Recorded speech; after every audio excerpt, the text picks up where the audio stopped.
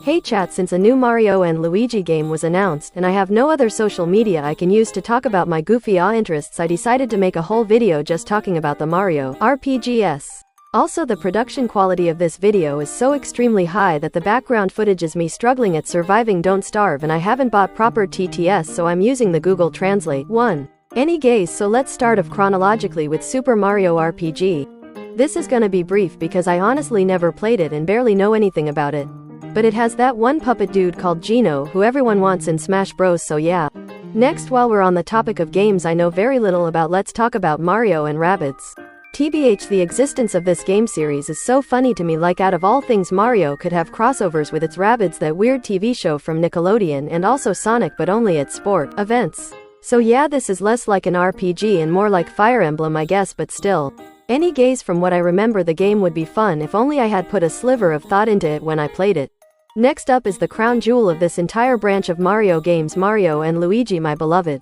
JK, all other games are fun too, I don't pick favorites ever. You may call it indecisiveness, I call it equality.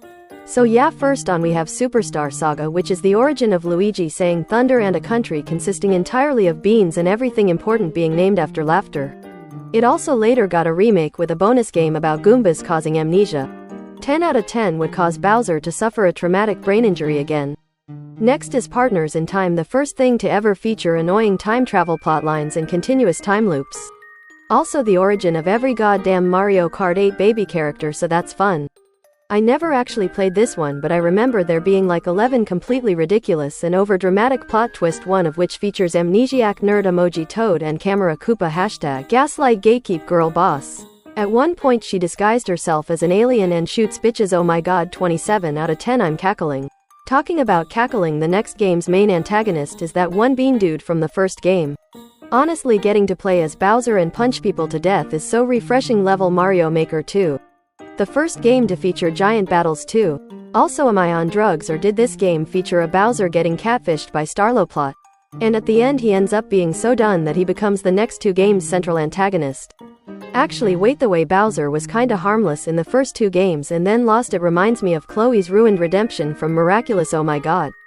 Except in this instance the character becomes an actual villain who poses a serious threat instead of being a neglected 14-year-old who ends up as comedic relief and then the dictator of the entirety of Paris. Infinite out of 10, Bowser should have gotten the B Miraculous instead of Zoe Sue. Okay, Dream Team's up next and I have officially run out of jokes. This game is just genuinely so incredibly fun. Also, that one bed they have to craft is so Tumblr Pinterest aesthetic, and I can't even lie. 25,000 out of 10, do not use jellyfish as blankets IRL. And finally, the latest released Mario and Luigi game, Paper Jam. This one is a crossover with Paper Mario, and honestly, while it's good it seems kinda uninspired. Like, the areas just seem kinda generic, the enemies are just normal Mario enemies but paper sometimes, and there's no new characters.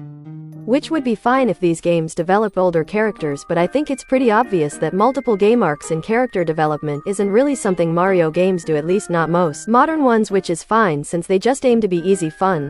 Still a 10 out of 10 though, you'll never catch me throwing shade at these games. Also, the new game that's gonna release seems really pretty and intriguing from what I can tell, let's hope it'll be good. Okay, now let's get to the actual secret reason I made this video.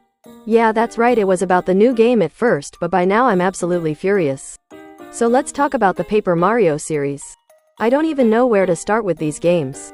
Well, actually I know how to talk about the games themselves, but the issue is actually the discourse surrounding this series. Now there's two types of internet discourse.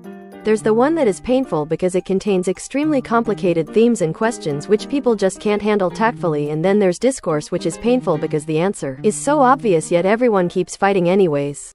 This is the latter. The only thing I can really compare this to is Miraculous discourse because oh my god, it's ridiculous. Also, tangent alert, but I saw a post talking about Chloe being the pure incarnation of evil in the year of our Lord 2024 once. Like, what are you doing right now? Do you hear yourself, honey? Normally I'd say let people have opinions because people also complain about Saltfix where Aaliyah believes Lila even though she does so in Revelation, and it's a nice story premise, but holy hell. Chloe has literally been betrayed by like 90% of characters she interacts with and was written out of the show in the most humiliating fashion ever. Why do you feel fine ranting about her being evil? Like, I don't even have a problem with wanting her as an antagonist, but don't tear down Chloe fans while you do so. There's people writing hundreds of posts trying to pose their opinion as correct and every other one as bad or edgy or cringy or whatever. Write Aaliyah as a bad friend. Make Chloe an antagonist and Adrian too while you're at it. You writing miraculous salt fix is not bad or slander. At best it's an interesting premise and at worst just kinda dumb and OOC, but you do you. My whole point is that people have become so bad at respecting opinions and generally just so passive-aggressive it's laughable. I like the Thousand Year Door too, it's a good game, but you liking it doesn't mean that you should mention how absolutely horrible Origami King is in the same sentence. People comparing the lack of experience in Origami King to Sticker Star is literally not a comparison you can make. The reason why battles might not be worth it in Sticker Star is because you have to use stickers to attack, so there's more loss than gain in battles. But Origami King doesn't have that. Sure, it has better equipment that can break, but every battle also gives you coins so you can buy more equipment. So yeah, in the worst case scenario battles are pointless, but how does that affect literally anything? Do you not play the battles for fun? Do you only play them to gain something? Is the whole point of a battle system not to be a fun game mechanic? If the only reason why you like the combat in TTYD is experience points, then does that mean you only play battles because you have to, otherwise the game won't work? Are battles just a bother to these people? The only logical explanation I can find is that they don't like Origami King's combat. Which would be fine on its own, but why would you not just say that? Instead you have to argue with game design and shit to justify your opinion while tearing down the opposite one? That's literally not how opinions work, guys. Again, if you like TTYD but not Origami King, that's fine, but that's not a reason to claim Origami King is just as bad as Sticker Star. If you don't like something but there's nothing morally wrong with it, literally just don't bother talking about it. Sure, you can have discussions about your differing interests if you want to, but hating stuff other people like is just a waste of time. You can hope for more games like TTYD, but there's no reason to bring Sticker Star into the conversation. I've seen people say they prefer just getting TTYD but remade instead of a new game in fears of it being another Sticker Star, and my brain exploded. Too long didn't watch. You can like things without actively hating everything else there is, and opinions don't have to be justified or have to have the moral high ground over other ones. But yeah, my actual thoughts on the Paper Mario series as a whole. I like all the games. Even some of the actual questionable game design choices in Sticker Star and Color Splash are tolerable if you know how to avoid them. They also have nice worlds tbh, like yeah, Sticker Star is a bit generic but still. Also the way Bowser just goes from the first game's big bad to either just getting possessed like DDD or being supporting cast is kind of funny, and GL. Also Vivian Trans writes, okay, bye mods.